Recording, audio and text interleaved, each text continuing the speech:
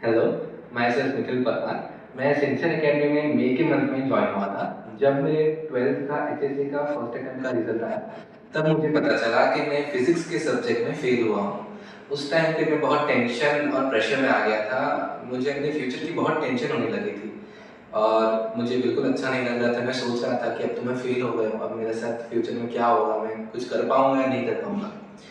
फिर मुझे पता चला कि इम्प्रूवमेंट एग्ज़ाम जैसी गवर्नमेंट ने फैसिलिटी दी हुई है जिससे कि स्टूडेंट्स पास हो सकते हैं। तो मैं फिर सिंसियर एकेडमी के कॉन्टेक्ट में आया और मैंने मई के मंथ में ज्वाइन किया। फिर जब मैंने यहाँ पे पढ़ाई स्टार्ट की तब मुझे धीरे धीरे आइडिया आया कि पर्टिकुलर एग्ज़ाम की प्रिपरेशन कैसे होती है और जब पेपर हम लोग लिखते हैं तो उस टाइम पे हमें कौन सी चीज़ें अपने माइंड में रखनी होती है। जब मैं फेल हुआ तब मेरा रिजल्ट ये था, 27 था।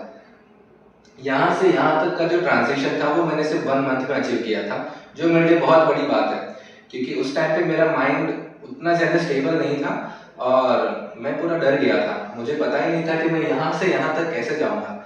मुझे यहाँ से यहाँ तक सिंसियर एकेडमी की फैकल्टी ने पहुँचाया है और जब मैं यहाँ पे पढ़ रहा था तब सर ने मुझे प्रॉपर्ली सब कुछ समझाया कि क्वेश्चंस कैसे अटेम्प्ट करते हैं, पेपर कैसे लिखते हैं, प्री पेपर माइंडसेट, पेपर के पहले अपना माइंड कैसे स्टेबल शांत रखें, एग्जाम देते वक्त अपने माइंड को कैसे शांत रखें जिससे आप एफिशिएंटली सारे के सारे क्वेश्चंस अटेम्प्ट कर पाए और एग्जाम देने के बाद अपना माइंडसेट कैसे रखें जिसकी वजह से आपके माइंड के ऊपर पेपर का उतना ज़्यादा इम्पैक्ट ना हो। यहाँ के जो फिजिक्स और मैथ्स की जो फैकल्टी है वो वैसे तो 6th to 10th में साइंस और मैथमेटिक्स पढ़ाते हैं, में वो 11th 12th की फिजिक्स भी पढ़ाते हैं और उनको 10 इयर्स का एक्सपीरियंस भी है।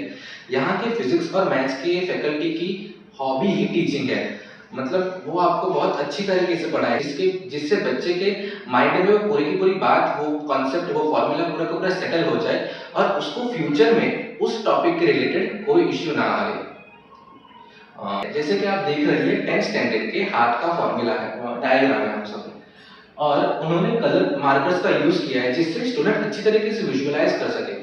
सर ने जो माइंडसेट मेरा अभी बनाया है वो माइंडसेट मुझे फ्यूचर मेरी कॉलेज में भी बहुत काम लगने वाला है क्योंकि एग्जाम देने टाइम यूजुअली स्टूडेंट्स पैनिक कर जाते हैं। उनको आता तो सब कुछ है लेकिन एग्जाम देते टाइम ही वो सब कुछ भूल जाता है, पैनिक कर जाता है। लेकिन सर के यहाँ पे जो रेगुलर टेस्ट लेते हैं उसी में वो माइंडसेट को, अपने माइंड को कैसे वर्क करना है, एग्जाम को एकदम नॉर्मलाइज कैसे करना है वो भी सिखाते हैं।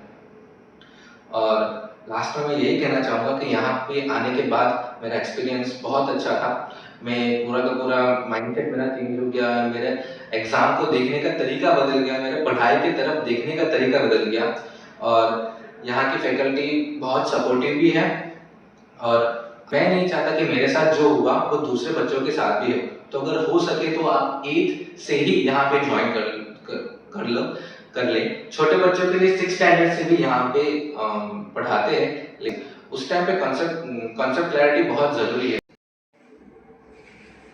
मेरे जो 11th और 12th के फिजिक्स के जो फैकल्टी है वो 6th to 10th में साइंस और मैथ्स भी पढ़ाते हैं और अच्छे तरीके से पढ़ाते हैं। नॉर्मली जो 11th 12th के फिजिक्स के फैकल्टी है वो जनरली दूसरे सब्जेक्ट्स को उतना अच्छी तरीके से एक्सप्लेन नहीं कर पाते, लेकिन यहाँ के जो फैकल्टी है वो साइंस और मैथ्स दोनों को इक्वली टाइम और क्वांटिटी देके अच्छी तरीके से पढ़ाते हैं। जैसे कि आप देख सकते हो सबने रैंडमली सुबह ह्यूमन हार्ट पढ़ाया है और कितनी अच्छी तरीके से सबने ड्रॉ करके बच्चों को पढ़ाया है जिसकी वजह से उनको पता चले कि एग्जाम में ये क्वेश्चन अगर आए तो उनको अटेम्प्ट कैसे करना है और उनको प्रॉपर वे में कैसे लिखना है।